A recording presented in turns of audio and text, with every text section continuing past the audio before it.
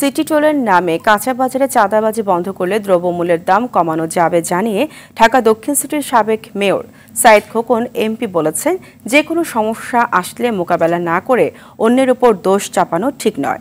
জাতীয় প্রেস ক্লাবে mayor Mohammad Hanif Memorial foundation আয়োজিত এগিয়ে ছিল দক্ষিণ ঢাকা স্মৃতির পাতায় ফিরে দেখা শীর্ষক সংবাদ সম্মেলনে তিনি বলেন, জনগণের সচেতনতা ও কর্তৃপক্ষের সহযোগিতায় ডেঙ্গু মোকাবেলার বড় হাতিয়ার।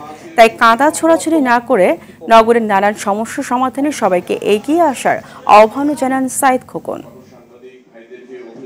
দ্রব্যমূল্যের ঊর্ধ্বগতি আমাদের মধ্যবিত্ত, নিম্ন মধ্যবিত্ত গরিব মানুষকে তো বটেই, আমাদেরকে নাড়িয়ে দিয়েছে। সিটি টোলের নামে যে চাঁদাবাজি, এটা যদি বন্ধ করা যায় তাহলে এই স্বল্প আয়ের মানুষগুলো এই কাঁচা বাজারের জিনিস, শাক সবজি থেকে নিয়ে শুরু করে আমাদের ব্রয়লার মুরগি, আমাদের তেলাপিয়া মাছ কিংবা পাঙ্গাস মাছ, এটা আবার কমানো সম্ভব।